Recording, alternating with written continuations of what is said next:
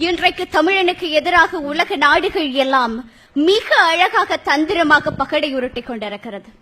ஆம், நாங்களும் அவர்களுக்கு பின்னால் பிஸ்கட்டுகளுக்கு அலையும் நாய்க்குட்டிகளை போல வாலாட்டிக் கொண்டு சென்று கொண்டிருக்கிறோம். இன்றைக்கு நம்முடைய பண்பாடும் பாரம்பரியமும் பூச்சியங்களாக அடையாளம் காட்டப்பட்டுக் கொண்டிருக்கிறது, குப்பைகளாக காட்டப்பட்டுக் கொண்டிருக்கிறது. அப்படியானால் எதற்காக இந்த குப்பை பண்பாட்டின் ஆலயங்களையும் கட்டடங்களையும் சுற்றி உங்களுடைய ஐரோப்பிய அமெரிக்க ஆய்வு என்கிற பேரில் கழுகுகள் சுற்றி சுற்றி வட்டமடிக்க வேண்டும்?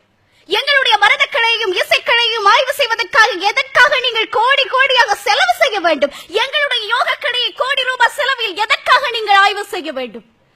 அதையும் தாண்டி எங்களுடைய மூலிகை காடுகளுக்குள்ள எதற்காக ரகசியமாக உங்களுடைய உலங்கு வானூர்திகள் உலாவ வேண்டும்? ஏதோ இருக்கிறது என்பதனால் தானே எங்களை சுற்றி சுற்றி வருகிறீர்கள். இன்றைக்கு எப்படி இயேசு சிலுவைக்கு ஒப்புக் கொடுக்கப்படுகிற போது அவருடைய மேலாடை எனக்கு உள்ளாடை எனக்கு என்று ஆளுக்கு சீட்டு போட்டுக் கொண்டார்கள். அதை போல இன்றைக்கு தமிழன் நிலங்களுக்கும் சொத்துக்களுக்கும் ஆளுக்கு உனக்கு எனக்கு என்று அடிபட்டு கொண்டு சீட்டு போட்டுக் கொண்டு இருக்கிறார்கள். நமக்கு தெரியுமா? தெரியாது. தோற்க போகிறோமா? எப்படி போர் செய்ய போகிறோம்? எது வெற்றி? இப்படை தோற்கின் என்பதற்கு முன்பதாக எது வெற்றி? வெற்றி என்பது ஒரு இனத்தை அழித்து இன்னொரு இனம் வாழ்வது கிடையாது.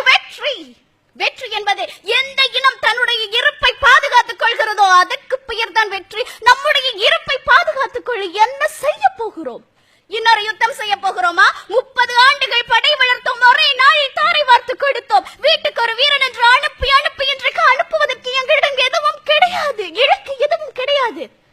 இந்த நேரத்தில் எந்த ஆயுதத்தை ஏந்தி இந்த படையை பாதுகாக்க போகிறோம்? நமக்குள்ளே 1000 பிரிவுகள், ஜாதி சண்டை, மத சண்டை, அந்த சண்டை, இந்த சண்டை. தேயிலை தோட்டங்களுக்கு கீழே தமிழன் செத்து விழுகிற போது இந்திய தமிழன் தானே என்று பேசாமல் இருந்தோம். ஒரு நாடை ஒரு தமிழனை 18 நாடுகள் சேர்ந்து தம்சம் செய்த போது என்ன செய்து கொண்டிருந்தோம்? இலங்கை தமிழன் தானே என்று பார்த்துக் கொண்டிருந்தோம். இப்படி போனால் நம் படைக்கு என்ன ஆகும்? எனக்கு ஒரு ஆசை இருக்கிறது, நான் ஒரு மரத்தமிழச்சி, எனக்கு ஒரு ஆசை இருக்கிறது, எதிர்காலத்தையே எனக்கு ஒரு குழந்தை பிறக்க வேண்டும். அவளுக்கு அவளுடைய தமிழின் அருமையை சொல்லி சொல்லி கதையாய் சொல்லி வளர்க்க வேண்டும். அதற்கு முதலாவது என் இனம் இருக்க வேண்டும் ஐயா. என் இனம் இருப்பதற்காக எந்த ஆயுதத்தை எடுத்து நான் போராடுவேன்? நிலம், நீர், தீ, காற்று, ஆகாயம், பஞ்சபூதங்களையும் முகவரிகளாக சொன்ன இனம் எங்களுடைய இனம். அந்த ஆயுதத்தை கையில் எடுப்போம். இயற்கையை பாதுகாப்பதுதான் ஒரு இனத்தை பாதுகாப்பதாகும். இறுதியில் ஒன்றை சொல்லிக் கொள்ள விரும்புகிறேன். புலி பதுங்குவது எல்லாம் பயந்து விட்டது என்று அர்த்தம் கிடையாது. நன்றி, வணக்கம். பிரியதர்ஷினி, ரொம்ப உணர்ச்சி வசப்பட்டு ரொம்ப அழகா மண் வாசனையோடு பேசுனீங்க. வாழ்த்துக்கள். ஏன்னா இப்பவே உங்களுடைய பேச்சுக்கு வெற்றி வாகை சூடுகிறோம். ஏன்னா அந்த ஒவ்வொரு எடுத்துக்காட்டுகளும் நீங்க சொன்னதெல்லாமே அனுபவபூர்வமா பார்த்திருக்கீங்க. எதிர்காலத்திலையும் எப்படி அதை கொண்டு செலுத்துவீங்கிறதுக்கு ஒரு முத்தாய்ப்பா என்னுடைய குழந்தைக்கு என்ன சொல்லி தருவேன்னு சொன்னீங்க பாருங்க. அந்த உணர்வு தான் வேணும்னு நாங்க எதிர்பார்க்கிறோம்.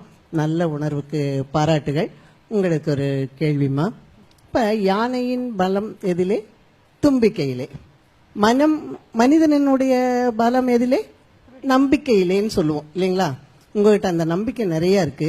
இந்த மனிதனுடைய பலம் நம்பிக்கையில் இருந்தால் எந்த பகை உணர்வு வந்தா கூட நம்ம எதிர்த்து போராடலாம், இனத்தை காக்கலாம்னு சொன்னீங்க இல்லையா? இப்படை தோக்கின் எப்படை வெல்லும் அப்படின்னு கேள்விப்பட்டிருக்கீங்க. மனிதனுடைய பலம் நம்பிக்கையை வைத்து இதை எப்படி கொண்டு போவீங்க வெற்றி அடைய? நான் எதுவாக எதை நினைக்கிறேனோ நான் அதுவாக ஆகிறேன். என்னுடைய எண்ணங்கள் தான் என்னை வடிவமைக்கிறது. கண்ணாடிக்கு முன்னாக நின்று நான் கருப்பியாக இருக்கிறேன், நான் ஒரு கிளியோபட்ராவாக என்னை நினைத்துக் கொண்டால் நான் கிளியோபட்ராதான். அப்படித்தான் ஆகிறேன். அதைத்தான் சொல்கிறேன். என் இனத்திற்கு ஆண்டாண்டு காயம் தொட்டு ஒரு மரபு இருக்கிறது. ஆண்ட பரம்பரை நாங்கள் ஒன்றும் மாண்ட பரம்பரை கிடையாது என்ற ஒரு நம்பிக்கை எங்களுக்குள் இருக்கிறது. அந்த நம்பிக்கை எங்களுக்கு சோறு போடும். விழுகிற போதெல்லாம் தூக்கி தூக்கி அந்த நம்பிக்கை நிறுத்தும். நான் இந்த இடத்திலே ஒன்றை நம்புகிறேன். இன்றைக்கு நடக்கிற மேலைத்திய நாகரிகத்திலே மேலைத்தியம் நிறைய விடயங்களை கற்றுக் கொடுக்கும், வளர்ச்சியினுடைய உச்சத்திலே கொண்டு போய் நிறுத்தும். ஆனால் ஒரு கேள்வி வரும். இந்த எல்லாமே தலைகீழாய் மாறும். இதை யார் சரிப்படுத்த போகிறார் என்ற கேள்வி வரும். எங்கிருந்தான் என்று தெரியாது, என்ன செய்தான் என்று தெரியாது. ஆனால் அந்த இடத்திலே ஒருவன் எழும்பி நிற்பான். அவன் நான் தமிழன். அந்த எழும்பி நிற்கிற தமிழன் எல்லா தீங்குகளுக்கும் எல்லா விடை முடியாத கேள்விகளுக்கும் ஒரு பரிகாரியாக எழுந்து நிற்பான். அது என்னுடைய நம்பிக்கை. இந்த நம்பிக்கைப்படி எல்லாமே நடக்கும் என்று நான் நம்புகிறேன்.